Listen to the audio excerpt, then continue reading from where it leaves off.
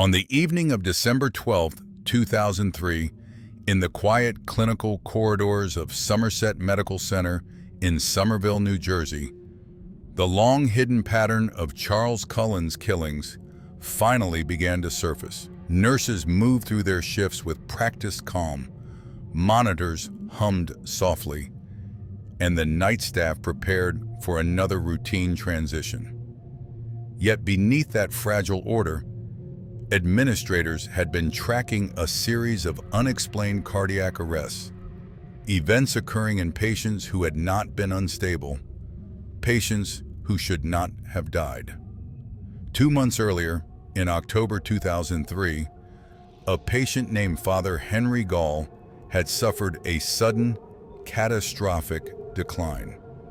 His blood tests revealed lethal levels of digoxin, a cardiac medication that had not been prescribed to him. Around the same time, another patient, Eleno Vargas, recovering steadily, collapsed without warning, showing the same abnormal toxicology. The episodes were isolated only in appearance. To the hospital's pharmacy, they hinted at a quiet rupture in protocol, a series of withdrawals and administrations that made no clinical sense. The turning point came when the hospital's medication dispensing system recorded Cullen accessing drugs far outside the scope of his assigned patients. He withdrew medications such as digoxin and insulin, but returned them without apparent use. To experienced staff, this signaled a breach of the trust that underpinned the entire profession. To administrators, it marked the emergence of a threat they could no longer conceal within their own internal reviews. Somerset Medical Center contacted the New Jersey Poison Information and Education System, NJPIES, to investigate the abnormal lab results. NJPIES specialists reviewed the data and issued a stark warning. The pattern was consistent with intentional poisoning. Their assessment forced the hospital to notify law enforcement, something administrators had hesitated to do for weeks, hoping the anomalies were errors, misunderstandings, or internal miscommunications. But the data spoke plainly. Detectives Tim Braun and Danny Baldwin of the Somerset County Prosecutor's Office began assembling a timeline of Cullen's movements within the hospital. They noted his history, the rapid transitions from one facility to another, each departure explained by vague reports of performance issues or disruptive behavior, none of which reflected the severity of underlying concerns. They learned he had been quietly dismissed or encouraged to resign from multiple hospitals across New Jersey and Pennsylvania. Each institution had parted ways with him without alerting authorities, allowing him to continue practicing. The detectives turned to Nurse Amy Logren, Cullen's colleague, on the night shift. Amy had worked beside him, shared conversations with him, even comforted him during moments of apparent vulnerability. When investigators asked her to examine medication logs, she noticed a pattern she had overlooked. Cullen's name appeared repeatedly beside drugs linked to the unexplained deaths. The realization struck with a force that unsettled her deeply. The man she had trusted, a man she believed fragile but kind, had been moving in the shadows of the hospital's most vulnerable wards. As winter deepened, surveillance intensified. Investigators monitored Cullen's movements, collected pharmacy data, and cross-referenced patient crashes with his shift schedules. They watched as he attempted to withdraw additional medications, even as scrutiny tightened around him. Finally, on December 12, 2003, detectives approached Cullen at a restaurant in Perth Amboy, where he had agreed to meet them for an interview. The setting was ordinary: tables, quiet conversation, the soft clatter of silverware, Yet the moment carried a quiet inevitability. As questions pressed closer to the unexplained deaths, Cullen's composure began to falter. His answers shifted, grew inconsistent, and the calm facade he had relied upon for years began to strain. He was arrested that night. Within hours, he would begin confessing, not to one death, not to a handful, but to dozens. The scale, like the quiet method he had perfected over 16 years, would emerge only gradually, threatening to eclipse every known case of medical homicide in American history. Charles Edmund Cullen was born on February 22, 1960, in West Orange, New Jersey, the youngest of 8 children in a family strained by poverty, instability, and quiet grief. His father, a bus driver, died when Charles was only 7 months old, leaving the household under the weight of financial hardship and emotional exhaustion. His mother, Florence, worked long hours to support the family, moving them frequently across New Jersey in search of stability that never lasted.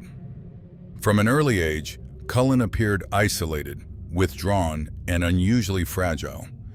He struggled to fit into school environments, tormented by classmates who sensed his vulnerability.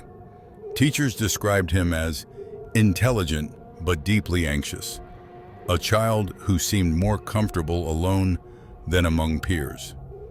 He spent hours by himself, avoiding eye contact, drifting through classrooms as though observing life from a distance he could not cross. Tragedy struck again when Charles was 17. His mother, the central anchor in his life, died suddenly in a car accident on an icy morning. The police notified the family without allowing them to see her body, a decision that left Cullen unsettled for years. He later described this moment as a rupture, a point after which he felt permanently displaced. The sense of abandonment he carried intensified, shaping the quiet instability that would follow him into adulthood. Soon after her death, Cullen enlisted in the U.S. Navy, hoping for structure and belonging. Instead, he found himself overwhelmed by the rigid discipline and social closeness of military life. Stationed aboard the submarine USS Woodrow Wilson, Cullen displayed erratic behavior, including self-harm attempts and episodes that left fellow sailors uneasy. He was hospitalized multiple times for psychological evaluation and eventually discharged in 1984 under conditions described as honorable but not suitable. Cullen then pursued nursing, enrolling in the Mountainside Hospital School of Nursing in Montclair, New Jersey. Academically, he excelled. Professionally, he showed competence and diligence. Colleagues noted his quiet demeanor, his willingness to take difficult shifts, and his tendency to form deep attachments with patients. Yet beneath this surface lay an emotional volatility that manifested in troubling ways.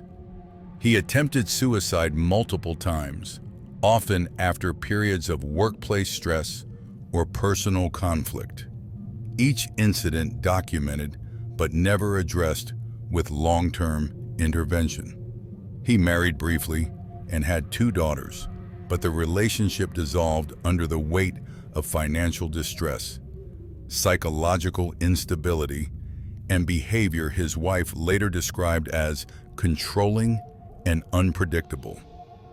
The collapse of his marriage pushed him deeper into isolation, though he maintained an outward facade of calm professionalism at work.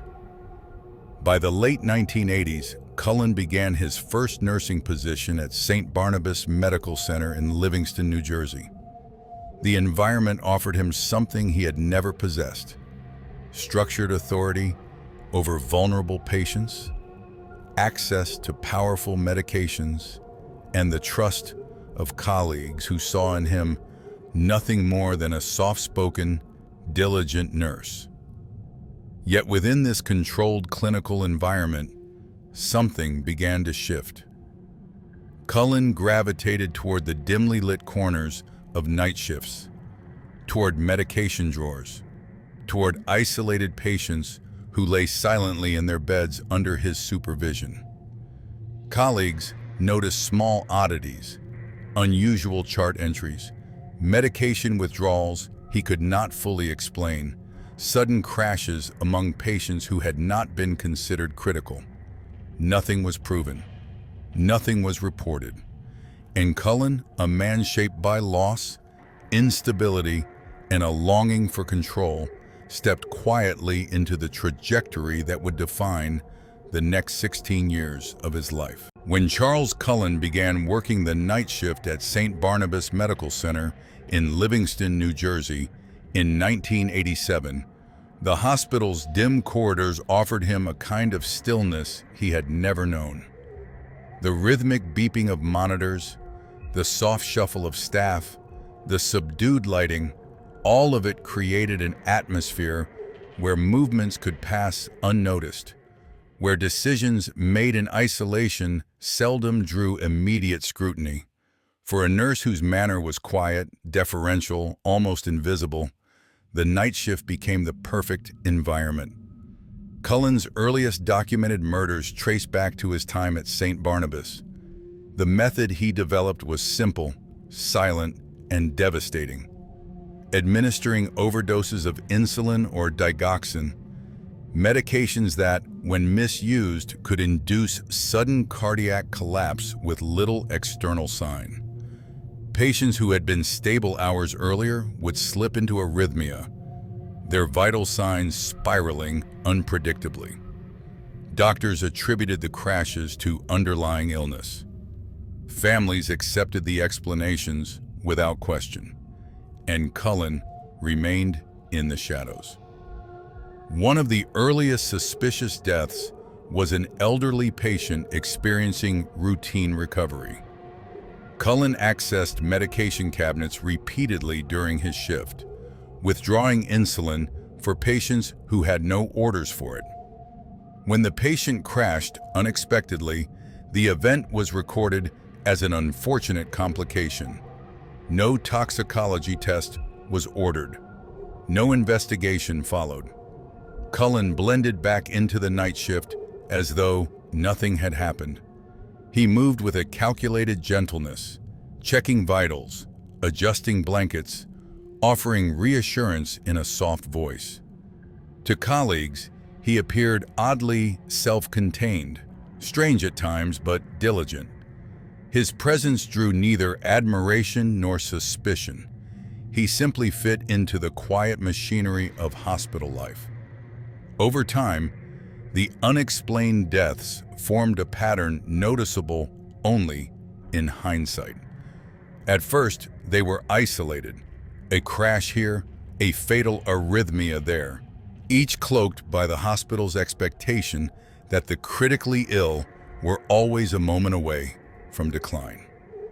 But Cullen began extending his reach. He manipulated medication dispensing systems, accessing drugs assigned for other patients, returning doses without documenting who received them. Pharmacy records showed anomalies, yet no one connected them to intentional harm. When questions did arise, they were limited to administrative whispers.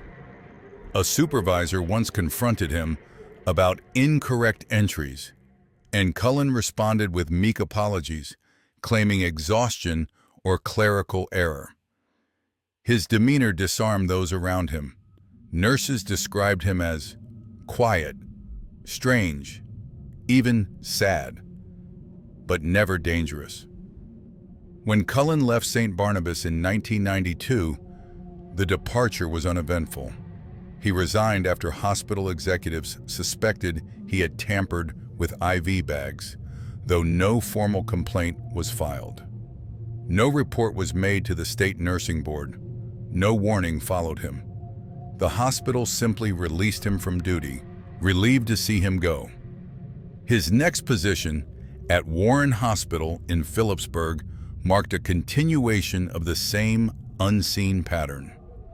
There, Cullen administered a fatal dose of digoxin to Helen Dean, a cancer patient recovering after surgery. Her son remembered seeing Cullen near her room shortly before her sudden death. He told administrators, even suggested an autopsy, but the hospital conducted only minimal review.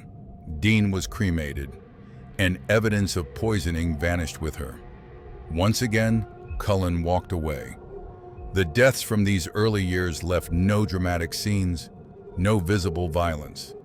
They were quiet, clinical, indistinguishable from natural decline. And Cullen understood something crucial about hospital life. In a setting where death was familiar, only extraordinary scrutiny could reveal its true nature. No such scrutiny came. He moved from hospital to hospital, 7 in total, each time leaving behind a trail of unexplained cardiac arrests, each time stepping into a new environment that granted him fresh access to the vulnerable. His method evolved only in confidence, not in technique. These first murders established the structure of a career that would continue across 16 years. Subtle intervention, sudden decline, a calm nurse standing nearby, and the quiet acceptance of outcomes that no one thought to question.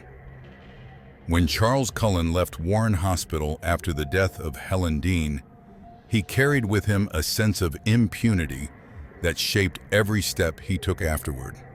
His methods had attracted whispers, suspicions, and quiet unease, but nothing more. Hospitals dismissed him without reporting him.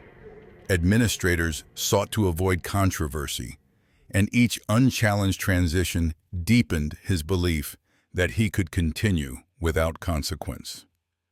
In 1993, Cullen joined Hunterdon Medical Center in Flemington, New Jersey. The hospital was smaller, quieter, its rhythm shaped by long-term patients and steady clinical routines. Night shifts remained his preferred domain.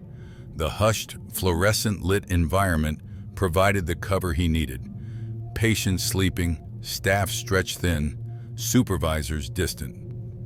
Cullen quickly learned the pharmacy system, understanding which medications left the faintest footprints: digoxin, insulin, epinephrine, and occasionally verapamil. These drugs, administered in excess, left patients in sudden, catastrophic decline, their deaths easily attributed to existing conditions. One early victim at Hunterdon was an elderly man recovering from a non-critical condition.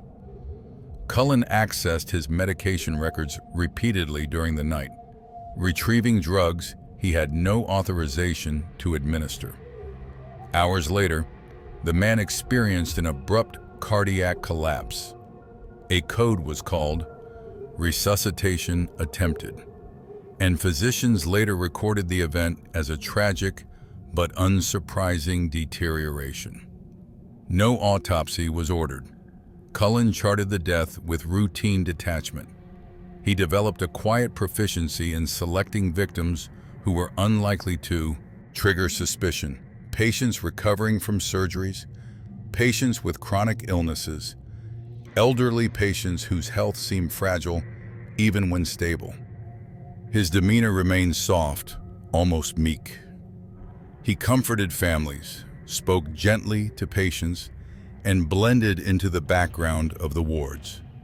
Nurses often described him as helpful but withdrawn, someone who volunteered for shifts others avoided, someone who seemed to gravitate toward those alone or afraid. Behind these interactions lay a psychological calculus. Cullen controlled access to medication carts, sometimes overriding automated dispensing systems. He would withdraw drugs without apparent purpose, return doses secretly, or dispose of vials before inventory was checked. Pharmacy staff occasionally noticed discrepancies, an extra withdrawal, a missing ampule, but these anomalies were absorbed by the complexity of hospital operations. The system was too large, too busy, too trusting to center suspicion on a single quiet nurse. By 1996, Cullen moved to Morristown Memorial Hospital. His tenure there was brief and marked by the same invisible pattern. Patients under his night shift care experienced sudden arrhythmias, collapses that seemed medically plausible. When administrators questioned his performance, he cited stress and family difficulties. He was asked to resign.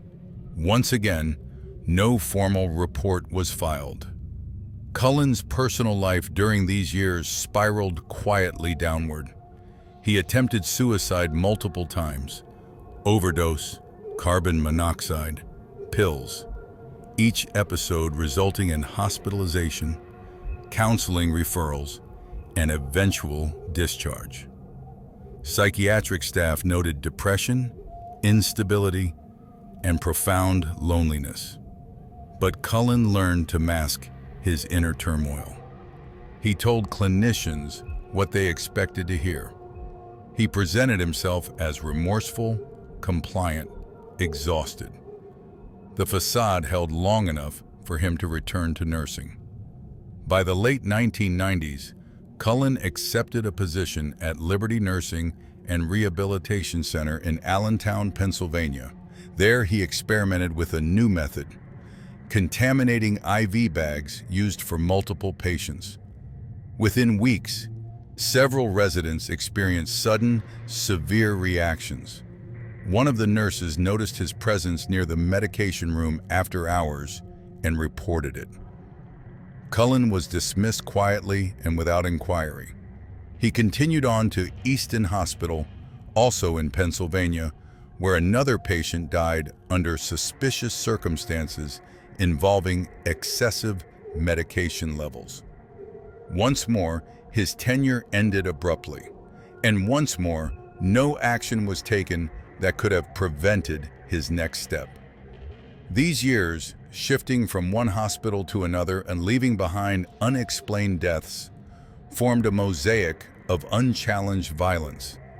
Each institution treated his departure as the conclusion of its concerns, never as the beginning of someone else's danger. Cullen relied on that silence. He understood that hospitals feared litigation, reputational damage, and internal scrutiny more than they feared a pattern of unexplained deaths. By the time he reached Somerset Medical Center in 2002, Cullen was no longer experimenting. He was operating with the precision of someone who believed his ability to kill was woven into the very blind spots of the healthcare system. His first murders had laid the foundation. The escalation that followed would become the deadliest known killing spree by a healthcare worker in American history. By the time Charles Cullen entered Somerset Medical Center in September 2002, he had spent over a decade refining a pattern of murder that passed silently beneath the surface of the hospitals in which he worked. Somerset, a busy regional facility with modern systems and a heavy patient load, offered him both anonymity and access. He began his shifts quietly, blending into the rhythm of the ward as though he had always belonged there. His colleagues noted nothing unusual, just another experienced night nurse who preferred to work in the stillness of dim hallways and softly glowing monitors. His earliest murders at Somerset followed the same pattern he had established for years, but now his methods had grown more confident, more deliberate. He targeted patients who were stable, often improving, individuals who had no medical reason for sudden collapse. Digoxin, his favorite drug, was easy to access, its presence in the cardiac ward almost expected. Administered in small doses, It strengthened weak hearts. In excess, it shut them down. Cullen took advantage of this ambiguity. The deaths could always be explained away. One of his early Somerset victims was Michael Strenko, recovering from pneumonia. Strenko's condition had stabilized, and doctors anticipated improvement. Yet during Cullen's shift, he suffered a sudden cardiac arrest. No one suspected foul play. The elderly often declined without warning, and the hospital was accustomed to unpredictable outcomes. Cullen documented the event with clinical detachment. There was no indication in the chart of unauthorized medication, yet pharmacy logs later revealed that Cullen had withdrawn digoxin without corresponding orders. Another patient, Ottomar Adi Michelson, 80 years old, was admitted for a non-life-threatening condition. His recovery had been steady. Cullen visited him multiple times during the night. By morning, Michelson was dead. The cause was listed as cardiac complications. Only later, during the investigation, did toxicology reveal lethal digoxin levels inconsistent with any prescribed treatment. Cullen's confidence grew with each unchallenged death. He mastered the hospital's Pyxis medication dispensing system, learning how to withdraw drugs without generating immediate suspicion. He accessed medications for patients not under his care, withdrew excessive quantities, returned unused doses, or canceled transactions to obscure his intent. His movements blended into the normal flux of night shift work. Nurses retrieved medications constantly. The system's logs, though precise, were rarely analyzed in real time. Cullen also experimented with insulin, administering it to non-diabetic patients. The resulting hypoglycemia could mimic natural decline, especially for those already ill. One patient, Cynthia Way, became severely hypoglycemic during Cullen's shift, despite no medical need for insulin. She survived after aggressive intervention, one of the few who did. At the time, her crash was attributed to a metabolic complication. Only later would investigators link Cullen to the unexplained insulin withdrawals that preceded her collapse. As the months passed, a quiet unease began to settle among some staff members. Cullen spent increasing amounts of time near medication storage, logged unusual access to drugs, and appeared emotionally unstable, swinging between withdrawn silence and intense agitation. A pharmacist noticed patterns in medication orders that did not align with patient needs. A physician raised concerns about the hospital's rising number of unexpected cardiac arrests. But the full picture remained obscured, fragmented among different departments, each holding only a piece of the mosaic. Hospitals often interpreted anomalies through benign lenses, errors, miscommunications, system glitches, or the natural volatility of severely ill patients. Cullen operated precisely within those blind spots. By early 2003, his killings at Somerset surged. The deaths did not cause alarm because each one was isolated. An elderly patient here, a recovering patient there. Patterns are difficult to see in real time. They emerge only through retrospective analysis. And Cullen relied on that delay. His first murders at Somerset cemented the transition from experimentation to open continuation. He had learned how to manipulate systems, avoid detection, and exploit trust. He had watched hospitals protect themselves rather than confront potential malpractice. He had moved through 7 institutions without a single confirmed accusation. The escalation at Somerset would bring the pattern into sharp focus. But first, Cullen would continue killing with the calm certainty of someone who believed, after 16 years, that no one would ever look closely enough to see what he had done. By mid-2003, the quiet rhythm of Charles Cullen's killings at Somerset Medical Center had intensified into a steady, chilling pattern. Among the night shift staff, murmurs of unease had begun to circulate. Too many codes, too many sudden deteriorations, too many patients who seemed stable 1 hour and irretrievably lost the next. Cullen moved through the ward with the same soft-spoken composure, but those who observed him closely felt something uneasy beneath the surface. A tension in his movements, a restlessness that seemed to grow with every shift. The escalation began with subtle shifts in behavior. Cullen accessed medications with increasing frequency, not just for his assigned patients, but for those in adjacent wings. He stood for long stretches at the Pyxis machine, withdrawing drugs he should not have needed.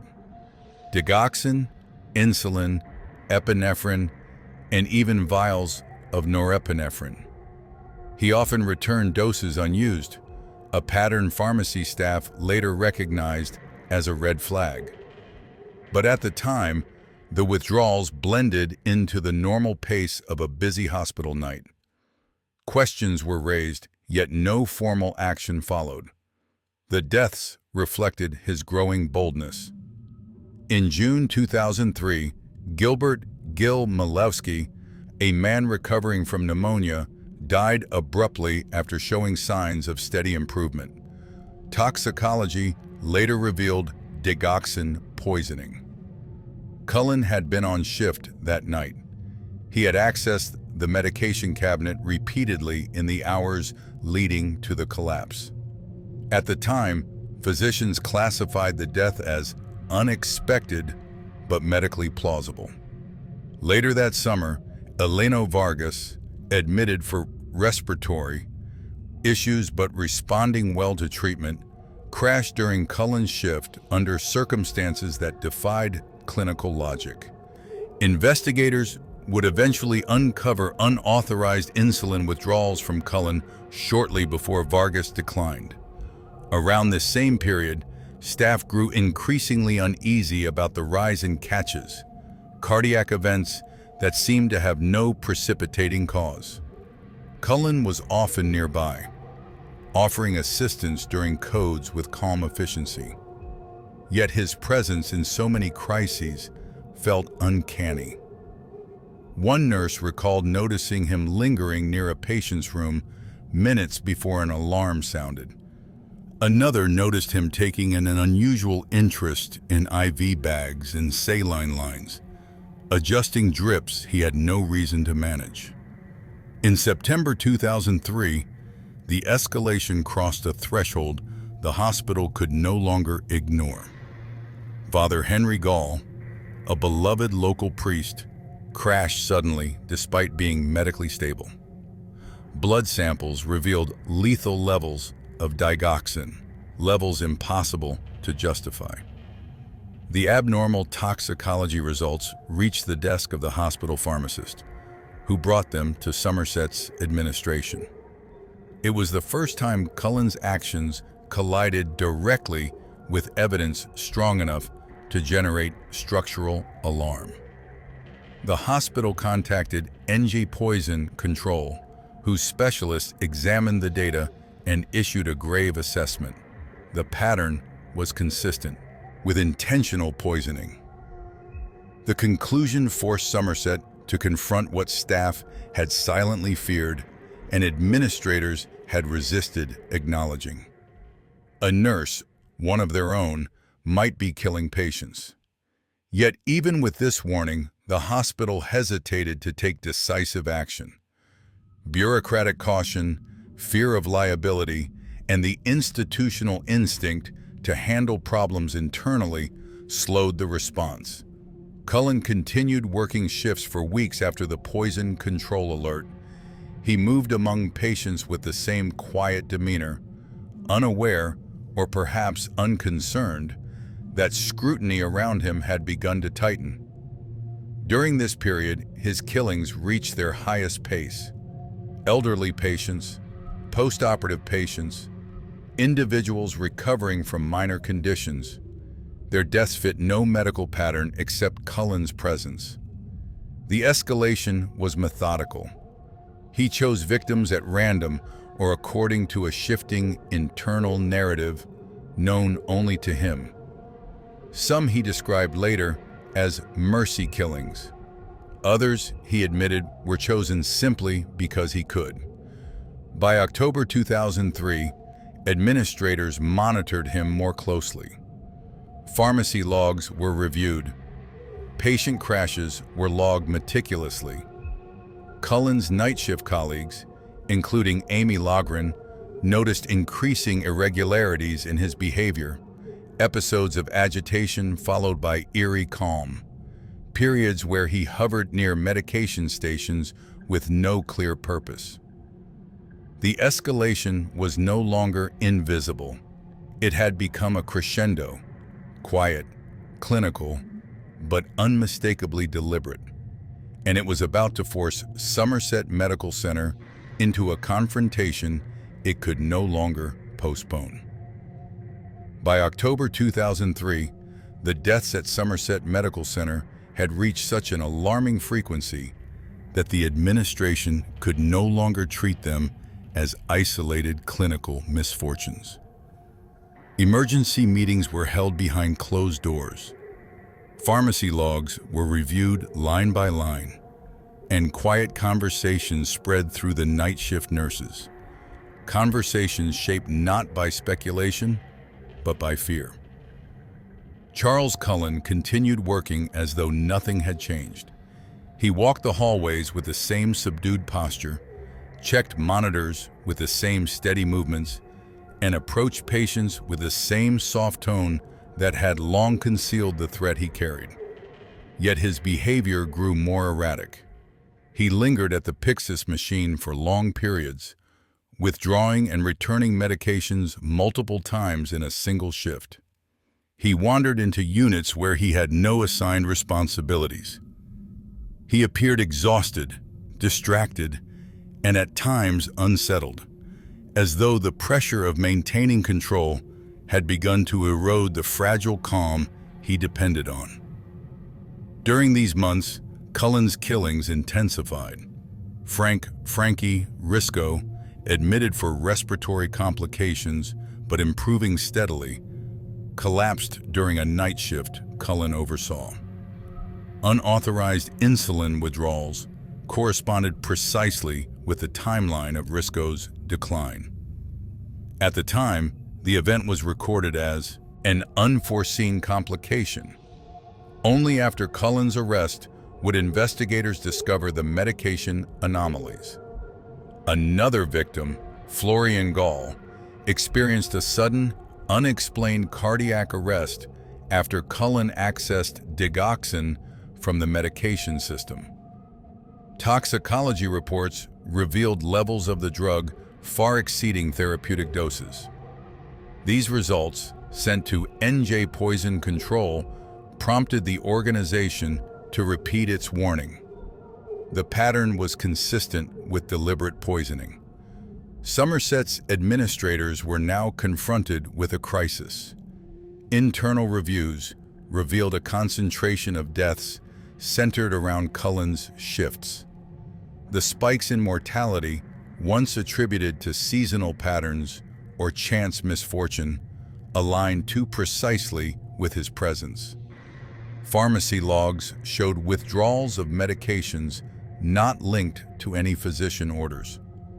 Cullen's explanations, clerical errors, misplaced vials, stress, no longer muted the rising alarm.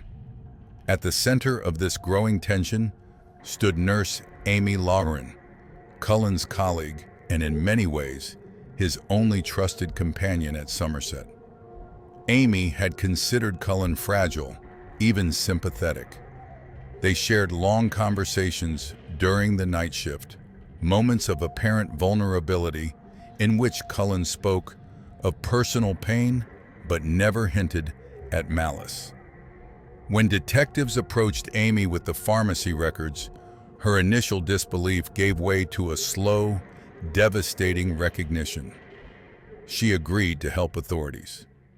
Using a specially designed work badge connected to investigative monitoring, Amy allowed detectives to track Cullen's movements and access points within the hospital. She studied the medication logs, tracing patterns she had once dismissed as anomalies. The realization that her colleague, the man she had comforted, defended, and seen as deeply troubled but harmless, was likely killing patients weighed heavily on her. But her cooperation became critical to the investigation that was now accelerating. Meanwhile, Somerset administrators took tentative measures. Cullen was placed under increased supervision. Security was instructed to document his movements discreetly. Pharmacy staff implemented stricter controls, but the hospital did not remove him from duty. Not yet. The delay stemmed from legal caution, fear of wrongful termination, and the institution's lingering hope that the anomalies might still prove benign. During these weeks, Cullen's killings continued. One of his final Somerset victims, Eleno Lenny Melgar, suffered a rapid decline during Cullen's shift, again after unauthorized insulin withdrawals appeared in the system. Melgar's sudden death contributed to the mounting evidence, adding pressure on the hospital to act. By late November, detectives Braun and Baldwin had compiled enough data to confront Cullen. His access logs, medication anomalies, patient crashes, and the toxicology of Father Gall. Each piece formed a constellation pointing unmistakably toward intentional harm. And yet, Cullen remained silent. He moved through the hospital with the same subdued gait, offering quiet assistance even as the institution around him braced for a revelation it could no longer avoid. The escalation had reached its peak. The structure of illusion Cullen had built over 16 years was beginning to fracture. Every shift brought new questions, new anomalies, and a tightening circle of scrutiny. Somerset Medical Center was on the brink of acknowledging what had long remained unspoken. The threat inside the hospital was not an error, not a system glitch, but a nurse. By late November 2003, the fragile concealment Charles Cullen had relied upon for 16 years was beginning to unravel. Somerset Medical Center, pressured by toxicology reports, internal pharmacists, and external agencies, found itself confronting a reality it had long tried to avoid. The deaths were not random, not clinical misfortune, not the unpredictable darkness that hospitals naturally absorb. They were connected quietly, precisely, and consistently to a single nurse. Under growing scrutiny, Cullen's behavior shifted in ways that suggested both unraveling control and an attempt to maintain the quiet mask he had worn his entire career. Some nights he paced the hallways with restless agitation, retreating to medication rooms where he lingered without clinical purpose. Other nights, he appeared unnaturally calm, watching monitors with a kind of detached stillness that unsettled colleagues who once dismissed his strangeness as harmless. In those final weeks, Cullen continued withdrawing medications he had no authorization to administer. Pyxis logs showed patterns that were by now unmistakable. Repeated access to insulin, digoxin, and other high-alert drugs, followed by sudden patient declines. He seemed to hover around individuals who were improving or preparing for discharge, patients whose deaths would otherwise provoke questions but were instead absorbed into the complexities of modern medicine. One of these patients was Eleno Vargas, whose sudden deterioration in October 2003 had triggered the first official toxicology alarm. Another was Florentino Tino Saldana, a man recovering steadily until he crashed during Cullen's shift. The timing of his collapse aligned precisely with Cullen's medication access, forming yet another point in a pattern investigators were now mapping meticulously. The hospital, under mounting pressure, finally suspended Cullen on December 12, 2003. The decision came hours before detectives met him for what would become the pivotal interview in the case. But in the days leading up to his suspension, Cullen remained at Somerset, moving through the wards even as administrators debated how to respond. The delay, later criticized in official reviews, reflected a broader institutional hesitation rooted in legal caution and a discomfort with confronting wrongdoing within the medical profession. Meanwhile, Nurse Amy Logren, working closely with detectives, continued monitoring Cullen's movements in real time. She watched his access to medications, documented his entries into restricted rooms, and worked undercover within her own hospital to help investigators build a case strong enough to withstand legal scrutiny. The emotional weight of this role was immense. She had believed Cullen to be damaged, lonely, perhaps depressed, but not violent. To realize he had likely been killing patients beside her was a revelation that reshaped her sense of safety, trust, and professional identity. The detectives, Tim Braun and Danny Baldwin, recognized the urgency. Patient deaths had not stopped. Toxicology reports were now irrefutable. Pharmacy logs provided a chronological spine for the case. They prepared to confront Cullen directly, understanding that evidence alone would not reveal the full scale of his crimes. Cullen, with his long history of psychological distress, suicidality, and emotional instability, might confess if they approached him with the right balance of pressure and empathy. On the evening of December 12th, the investigation reached a turning point. Cullen agreed to meet at a diner in Perth Amboy, a neutral location where the detectives could question him without the intensity of an interrogation room. The scene was deceptively ordinary. Families eating dinner, conversations blending into a soft hum, servers moving between tables. Cullen sat quietly, hands folded, eyes distant. As detectives pressed him on medication anomalies, patient crashes, and toxicology results, his responses shifted from denial to deflection, from confusion to fatigue. Then his facade began to loosen. For the first time, he appeared overwhelmed, not by guilt, but by the collapse of the silence he had relied upon for so long. Within hours, Cullen was in custody.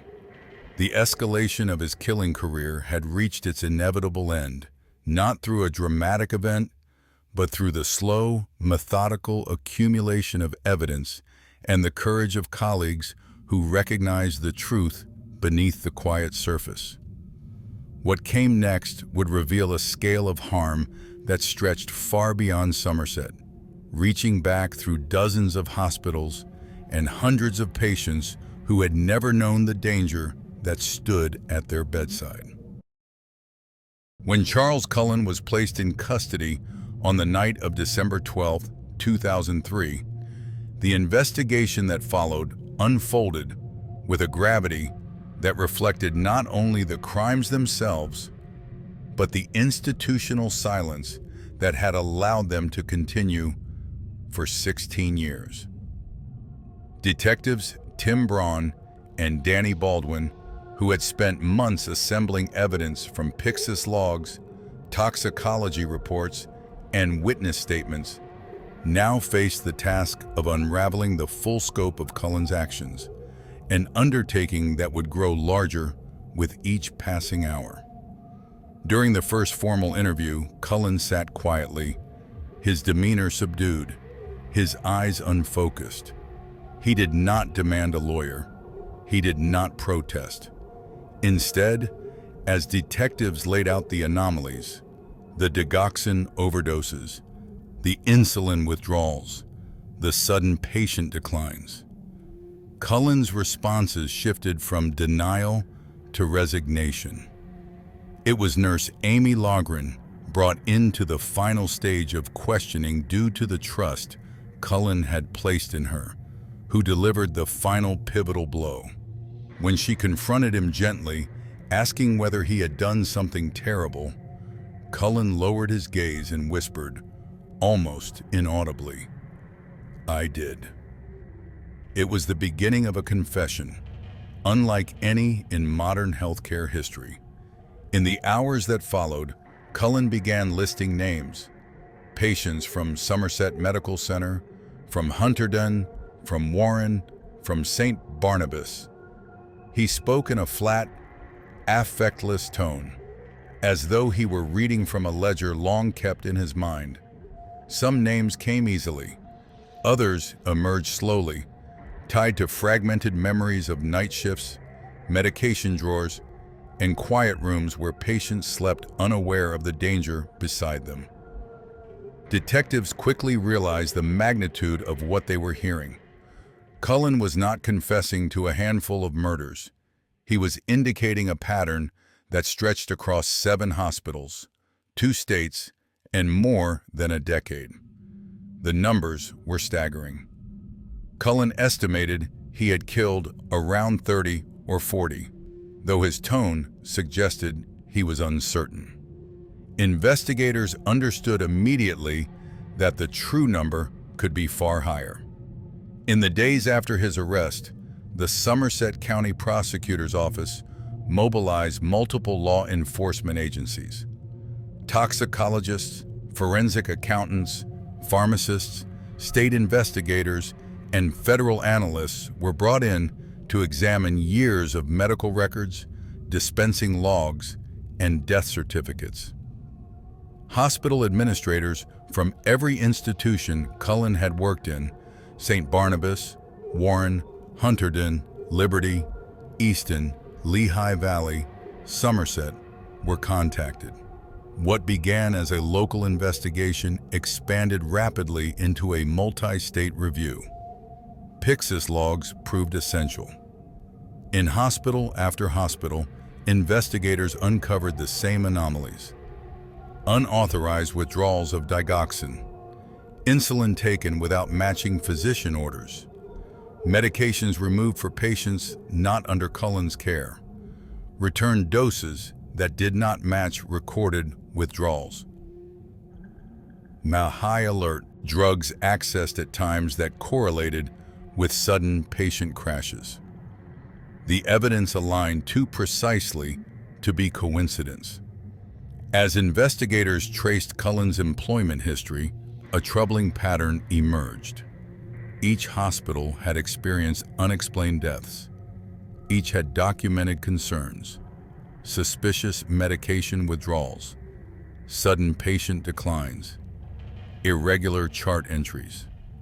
And each hospital, rather than notify authorities, had quietly dismissed Cullen or allowed him to resign. This pattern of institutional deflection, later termed a failure cascade, became one of the central themes of the case. Meanwhile, Cullen continued providing information. His confessions were not linear, but fragmented, drifting across years and locations. He spoke of patients he claimed he had helped, using the ambiguous term to describe both mercy killings and acts committed without explanation. Some victims he remembered vividly. Others were reduced to brief descriptions: a room number, a medication, a face glimpsed under fluorescent light. Families began to be notified. Some responded with disbelief, others with a sense of recognition that clarified moments they had never fully understood. The grief that followed was compounded by the quiet magnitude of the betrayal. A nurse entrusted with care had instead used that trust to mask his killings. As winter deepened, the investigation continued to widen. Prosecutors prepared charges. Toxicologists re-examined preserved samples. Hospitals issued statements acknowledging their role in allowing Cullen to move through the system unchecked. And through it all, one truth became increasingly clear. The arrest at the Perth Amboy Diner had revealed only the surface of an epidemic of silent clinical homicide that had gone unnoticed for years. In the weeks following his arrest, Charles Cullen's confessions continued to unfold in slow, disquieting layers.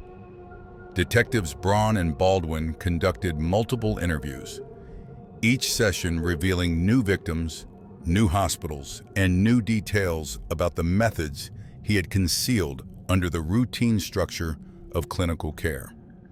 It became clear that Cullen's crimes were not an isolated anomaly within a single institution, but a pattern that had moved silently through the healthcare systems of New Jersey and Pennsylvania, leaving behind a trail of deaths that had been accepted as unfortunate but unsurprising outcomes of illness. Investigators turned their attention to Cullen's employment history, scrutinizing his movements from one hospital to another. At St. Barnabas Medical Center, where his career began, administrators had quietly forced his resignation after discovering contaminated IV bags. At Warren Hospital, the unexplained death of Helen Dean had prompted her son to raise concerns the hospital dismissed. Hunterdon Medical Center had documented unusual medication withdrawals. Liberty Nursing Center had dismissed him after a cluster of reactions linked to adulterated IV bags. At Lehigh Valley Hospital, his departure was described as a relief, though no formal complaint followed. And at Somerset Medical Center, the spikes in mortality had been evident for months before investigators were contacted. As law enforcement pieced together this timeline, a troubling pattern emerged. Each institution had recognized something was wrong, but none had reported him. Internal reviews were conducted quietly. Suspicious incidents were documented, then buried. Administrators, fearful of lawsuits or reputational damage, chose private dismissals over public warnings. In many cases, Cullen's behavior was noted as erratic or concerning, but the full implications were never confronted. This systemic reluctance created a corridor of opportunity for Cullen, allowing him to move undetected from one vulnerable population to the next. Forensic analysts began reconstructing cases that no one had previously considered criminal. They examined patient charts, cross-referenced medication logs, and compared Cullen's shift schedules with the timing of unexplained deaths. Patterns emerged with mathematical clarity. At Hunterdon, a series of cardiac arrests clustered around nights when Cullen worked. At Warren, insulin signatures pointed to intentional overdose. At Easton, a cluster of digoxin-related collapses aligned precisely with his shifts. But the process was painstaking. Many victims had been cremated, their remains unavailable for toxicological testing. Others had died in facilities where record-keeping was inconsistent. In dozens of cases, investigators were forced to rely on circumstantial patterns, powerful in aggregate, but difficult to prosecute individually. Meanwhile, Cullen's demeanor shifted subtly over the course of the investigation. At times he was cooperative, even reflective, speaking in quiet tones about his sense of being meant to relieve suffering. At other moments, he withdrew into silence, refusing to elaborate on motives or to clarify the true number of victims. Detectives came to understand that his confessions were shaped as much by his psychological instability as by any desire for transparency.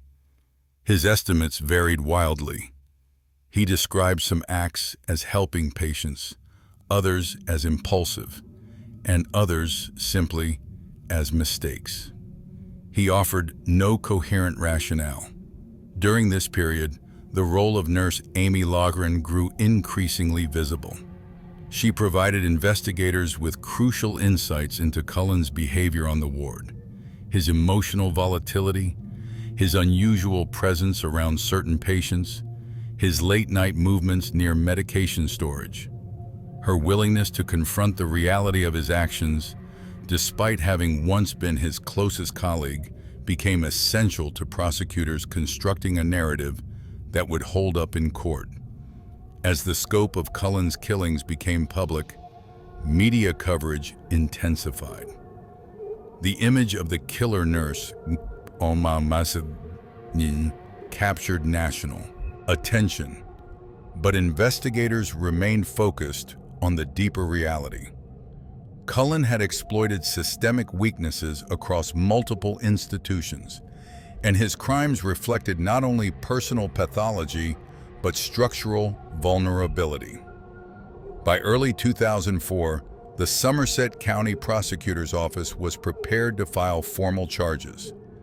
Cullen would be indicted on counts of murder and attempted murder tied to the clearest cases, those with incontrovertible toxicology, documentation, and confession.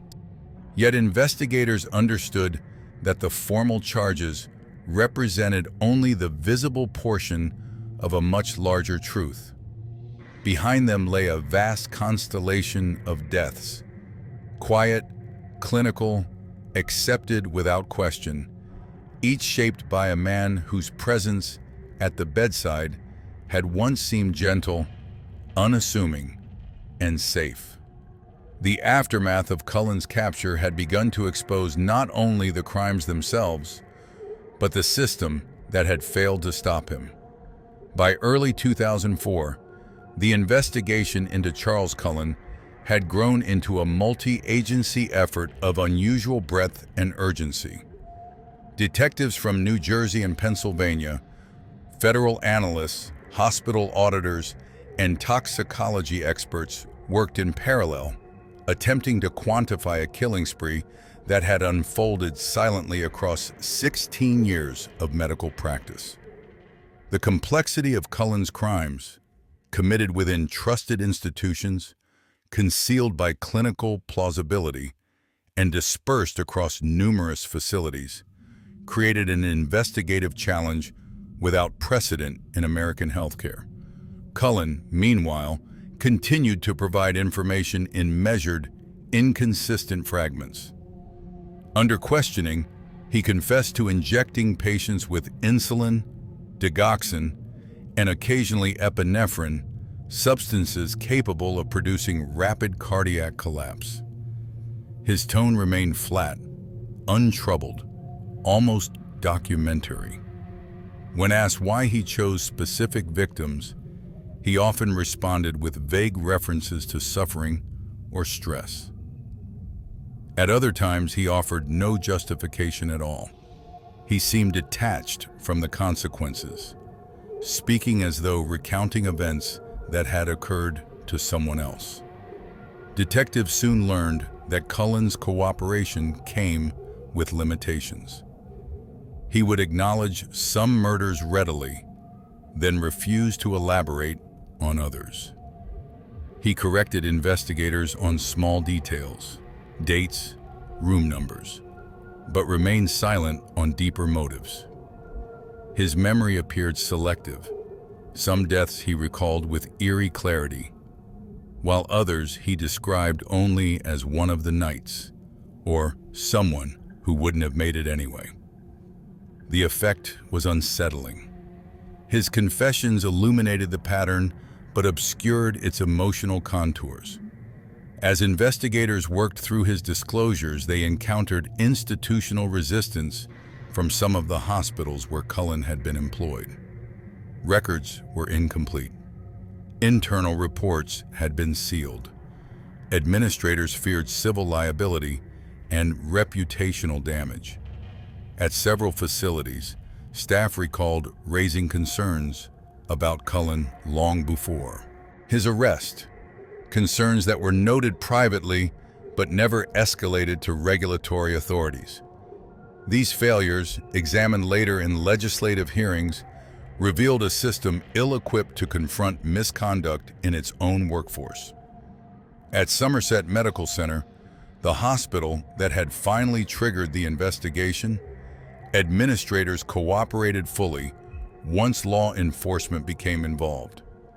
Toxicology results from Father Henry Gall and Eleno Vargas provided a solid foundation for prosecution. Pharmacy logs created a timestamp map of Cullen's actions. And nurse Amy Logren, whose work badge had been modified to help investigators track Cullen's access to medications, provided essential testimony about his behavior during their shifts together. As the investigation widened, the number of suspected victims grew steadily. Analysts reviewed death certificates, cross-referenced medication withdrawals, and examined Cullen's schedules across every institution he had worked in. Patterns emerged, clusters of unexplained deaths on nights when he was on duty, withdrawals of medications inconsistent with treatment plans, and documentation errors that align neatly with Cullen's presence. But the full number of victims could never be determined precisely. Many bodies had been cremated. Many deaths had occurred in hospitals where autopsies were rare. And Cullen himself fluctuated between frank admissions and evasive silence. Ultimately, prosecutors focused on cases that met the highest evidentiary standards, assembling a set of charges resistant to legal challenge. In April 2004, Cullen formally admitted to killing 13 patients at Somerset Medical Center and 3 at Hunterdon Medical Center. Additional charges followed as investigators uncovered new evidence. Though he hinted at dozens more, the confession totals reflected only those deaths for which toxicology and documentation aligned decisively.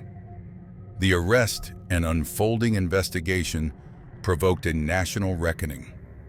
Hospitals across the United States re-examined medication dispensing systems, tightened oversight, and implemented stricter reporting standards for suspicious deaths.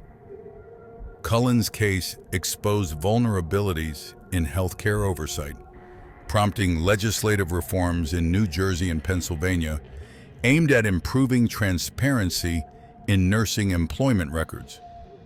For the families of victims, the aftermath brought a mixture of clarity and grief. Many had believed their loved ones had died peacefully under professional care. Now they confronted the truth that those final moments had been engineered by a nurse who moved through the wards with quiet intention. As prosecutors prepared for trial, Cullen remained in custody, his demeanor unchanged, calm, detached, and unresponsive to the enormity of the charges against him. But the silence he had maintained for 16 years was broken. The patterns he had concealed beneath the ordinary rhythms of hospital life were now revealed in stark detail. The investigation had reached its end. What remained was the final legal reckoning, a trial that would formalize, in the language of the court, the human cost of his quiet, calculated violence. When Charles Cullen entered the courtroom in 2004, the proceedings carried a tone of quiet inevitability. There was no spectacle, no dramatic clash between prosecution and defense, only the slow, methodical presentation of evidence gathered across months of investigation and the subdued presence of the nurse whose 16-year career had left an unknowable number of victims in its wake. Cullen faced multiple counts of murder and attempted murder tied to patients at Somerset Medical Center and Hunterdon Medical Center. The charges represented only a fraction of the deaths investigators believed he had caused, but each case was supported by toxicology, medication dispensing logs, and his own fragmented confessions. Prosecutors laid out the timeline with clinical precision: unauthorized withdrawals of insulin and digoxin, sudden cardiac arrests, altered documentation, and the quiet movements of a nurse who positioned himself at the bedside of the vulnerable. Cullen's demeanor remained unchanged. He appeared detached, speaking softly when addressed by the court, often avoiding eye contact. He waived his right to a jury trial. He offered no coherent explanation for his actions.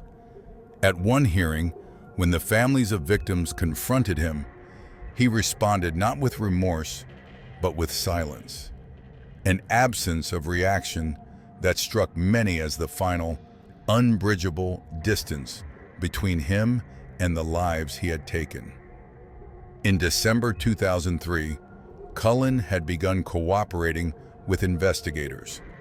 By March 2004, he formally pleaded guilty to the murders of 13 patients at Somerset and the attempted murder of 2 others. Additional charges followed from Hunterdon Medical Center, where he admitted to 3 more murders. In all, he entered guilty pleas across multiple counties: Somerset, Hunterdon, and later Lehigh and Northampton, acknowledging a total of 29 victims. Investigators believe the true number exceeded 40, possibly far more, but the charges reflected only those cases with definitive evidence. During sentencing hearings in March 2006, Cullen sat motionless as the judge addressed him with direct, measured condemnation. Families of the victims spoke of trust broken, grief compounded, and the impossible task of reconciling ordinary hospital deaths with the intentional acts that had caused them. Their statements carried an emotional weight that the courtroom absorbed in extended, heavy silences. Cullen was sentenced to 11 consecutive life sentences, with no possibility of parole for nearly 4 centuries. The judge ordered that the terms run back to back, ensuring he would never leave prison. Even in that moment, Cullen offered no remorse. When asked if he wished to address the court, he refused. He was transferred to New Jersey State Prison in Trenton, a maximum security facility where he remains housed under permanent administrative custody. His world, once defined by the dim hallways of night shift medicine, narrowed to the confines of a single cell. Yet the trial did more than formalize Cullen's punishment. It forced hospitals, legislators, and regulatory agencies to confront the systemic failures that had allowed him to move undetected for years. The legal reckoning became a catalyst for structural reform, a recognition that trust, without oversight, can become a conduit for unseen devastation. In the years following his conviction, Charles Cullen retreated into the same quiet vacancy that had defined him throughout the investigation. Within New Jersey State Prison, he remained largely withdrawn. He declined interviews, refused to explain motives, and offered no further insight into the true number of his victims. His confessions, already partial, became fixed in silence. The man whose actions had spanned 2 states, 7 hospitals, and more than a decade existed now in an environment stripped of autonomy, a stark counterpoint to the unchecked power he once exercised over vulnerable patients. Outside the prison walls, the consequences of his crimes continued to reverberate. Hospitals he had passed through were scrutinized in public hearings. Administrators faced questioning about failures to report suspicious incidents, unexamined medication discrepancies, and internal investigations that had led quietly to resignation rather than accountability. The case became emblematic of a broader problem in American healthcare: the absence of a centralized system for flagging dangerous practitioners. Public outrage prompted legislative reform. New Jersey enacted laws requiring hospitals to report suspicious behavior by healthcare workers and to strengthen oversight of medication dispensing systems.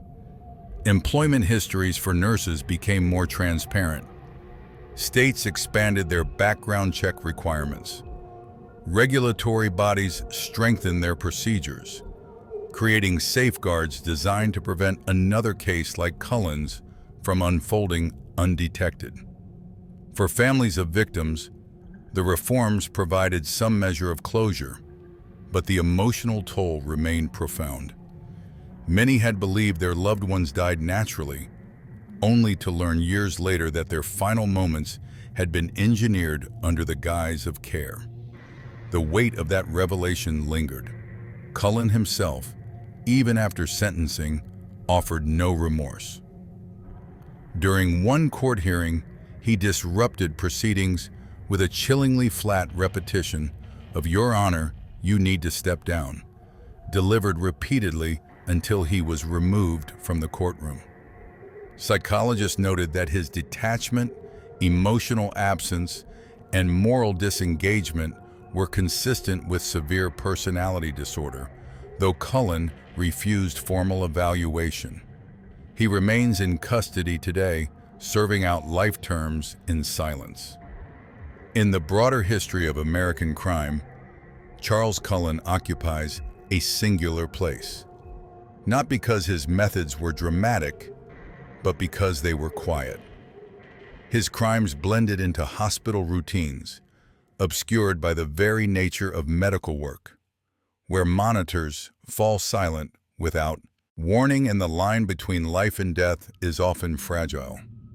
His case stands as one of the most devastating breaches of trust in modern healthcare, a reminder that institutions built on compassion can be vulnerable to harm concealed in plain sight.